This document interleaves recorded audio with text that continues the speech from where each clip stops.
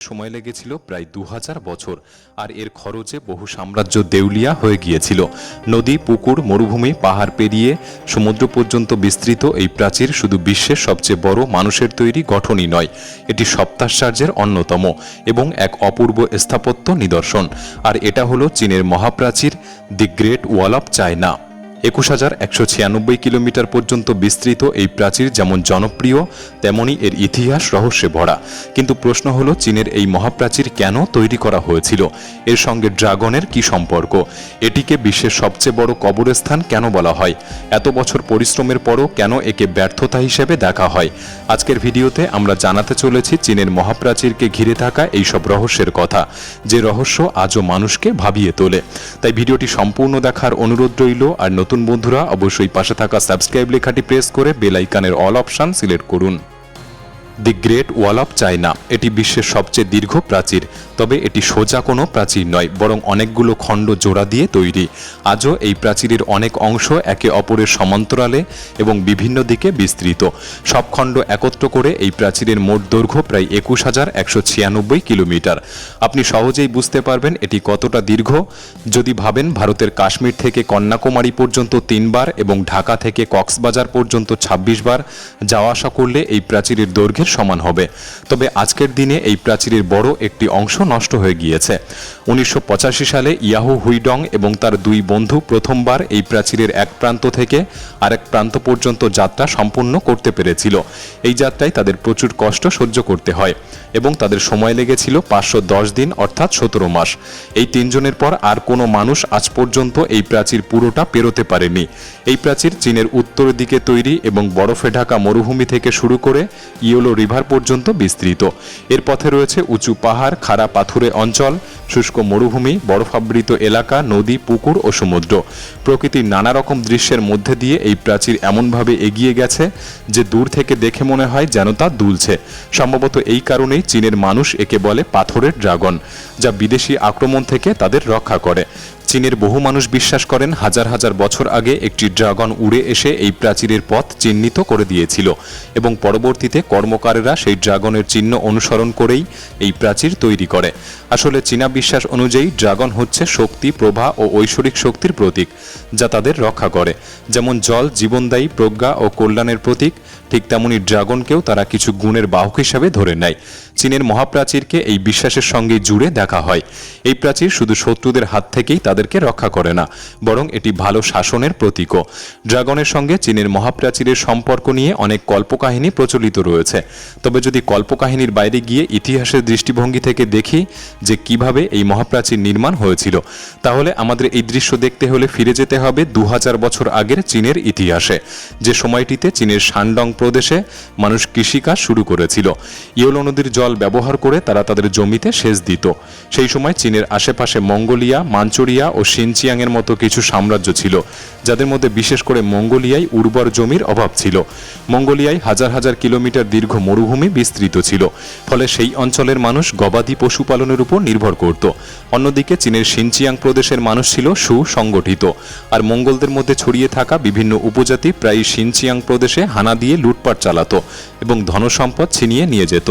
এই সমস্যা থেকে রক্ষা পাওয়ার জন্য চীনের কিছু মানুষ তখন তাদের একজন রাজা নির্বাচন করে এবং সীমান্তকে নির্ধারণ করে দেয়, এবং সেই সীমান্ত ঘিরে উঁচু প্রাচীর তৈরি করার সিদ্ধান্ত নেওয়া হয়।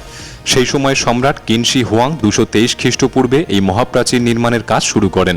তবে এত দীর্ঘ প্রাচীর একক কোনো সাম্রাজ্যের পক্ষে তৈরি করা সম্ভব ছিল না।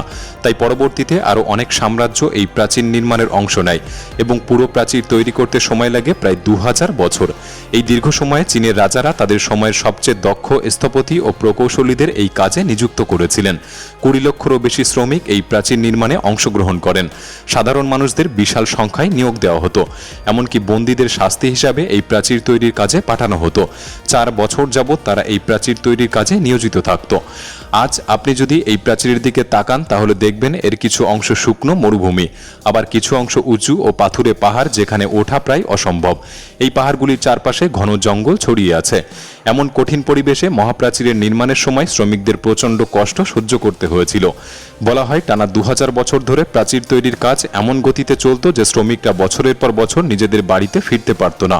প্রতিদিন 16 থেকে 18 ঘন্টা পর্যন্ত কাজ করতে হতো, অথচ ঠিকমতো পেট ভরে খেতেও পেত না। চীনের নিষ্ঠুর শাসকরা তাদের উপর অমানবিক নির্যাতন করত। বরফ ঠান্ডায় শ্রমিকদের প্রাচীরের আশেপাশেই ঘুমোতে হতো, ফলে অনেকে ঠান্ডা ও রোগে মারা যেতেন। কেউ কেউ না খেতে পেয়েও মারা যেতেন, আবার কেউ কেউ প্রাচীর বানাতে গিয়ে খাদের মধ্যে পড়ে প্রাণ হারাতেন। এত দ্রুত কাজ চলত যে মৃতদের গ্রামে বা শহরের দিকে নিয়ে যাওয়ার সময়ও দেওয়া হতো না, বরং প্রাচীরের পাশেই গর্ত খুঁড়ে তাদের কবর দেওয়া হতো। একটি হিসাব অনুযায়ী চীনের মহাপ্রাচীর তৈরির মূল অংশের কাজ শুরু হয়েছিল খ্রিস্টপূর্ব 1800 সালে। এই প্রাচীর নির্মাণে প্রায় 5 লক্ষ শ্রমিক প্রাণ হারিয়েছিলেন, যাদের দেহ আজও এই প্রাচীরের নিচে বা আশেপাশে সমাধিস্থ। এই কারণেই চীনের মহাপ্রাচীরকে বিশ্বের সবচেয়ে বড় কবরস্থান বলা হয় এবং চীনের অনেক মানুষ একে অভিশপ্ত দেওয়াল বলেও মনে করে। অভিশপ্ত বলার আরও একটি কারণ ছিল যে এই প্রাচীর তৈরি করতে গিয়ে বহু চীনা সম্রাট ও তাদের সাম্রাজ্য দেউলিয়া হয়ে গিয়েছে। যাই হোক, তাহলে এখন প্রশ্ন আসে, সেই সময় যখন সিমেন্টই আবিষ্কার হয়নি, হাজার হাজার বছর আগে কিভাবে এত শক্তপোক্ত একটি প্রাচীর তৈরি করা সম্ভব হয়েছিল? আসলে চীনের মহাপ্রাচীর তৈরি করতে ইটের ব্যবহার করা হয়, যে ইট মাটি দিয়ে তৈরি করা হতো এবং ঘন্টার পর ঘন্টা চুল্লিতে পুড়িয়ে শক্ত করা হতো। তবে এই ইটগুলির আকার ছিল আজকের ইটের তুলনায় প্রায় 4 গুণ বড়।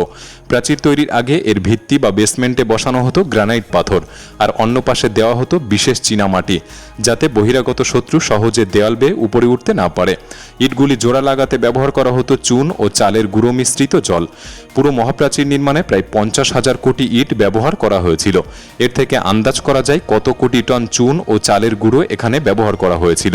চীনের মহাপ্রাচীর এমনভাবে ডিজাইন করা হয়েছিল যে এর গড় উচ্চতা ছিল 23 ফুট এবং প্রস্থ ছিল 21 ফুট। কোথাও কোথাও প্রাচীরের উচ্চতা 9 ফুট, আবার কোথাও 35 ফুট পর্যন্ত। এই প্রাচীর তৈরির মূল উদ্দেশ্য ছিল সামরিক সুবিধা, যাতে প্রয়োজনে একসঙ্গে 10 জন পদাতিক সেনা বা 5 জন অশ্বারোহী একসঙ্গে দৌড়ে শত্রুর হানা প্রতিহত করতে পারে। প্রাচীরের দুই পাশে রেলিংও দেওয়া হয়েছিল, যাতে সেনারা পড়ে না যায় এবং শত্রুর আক্রমণ থেকেও কিছুটা সুরক্ষিত থাকে। প্রাচীরের বিভিন্ন জায়গায় ছোট ছোট ছিদ্র রাখা হয়েছিল। বলা হয় কিছু ছিদ্রে এমন অস্ত্র বসানো ছিল যেগুলি শত্রুদের উপর গুলি বা শেল ছুড়ে মারত, আবার কিছু ছিদ্র দিয়ে তীরও ছোড়া হতো। প্রতি 100 মিটার অন্তর একটি করে উঁচু ওয়াচ টাওয়ার তৈরি করা হয়েছিল, যেখানে সবসময় একজন সৈনিক নিয়োজিত থাকতেন। দিনে শত্রু আসার খবর দিতে তিনি পতাকা ওড়াতেন বা ঘণ্টা বাজাতেন, আর রাতে আগুন জ্বালিয়ে সংকেত দিতেন। এই সব টাওয়ারের নিচে ছোট ছোট ঘর ছিল, যেখানে 25 জন করে সৈন্য থাকতে, খেতে এবং বিশ্রাম নিতে পারে। পুরো প্রাচীর জুড়ে এমন প্রায় 25,000 ওয়াচ টাওয়ার ছিল, যাতে প্রায় 6 লক্ষ সৈন্য থাকতে পারে। এছাড়া মহাপ্রাচীরের নিচে অনেক গোপন সুড়ঙ্গ তৈরি করা হয়েছিল, যেগুলোর মাধ্যমে সৈন্যরা এক জায়গা থেকে অন্য জায়গায় যেতে পারে এবং এগুলোর পথ শুধুমাত্র তারাই জানত।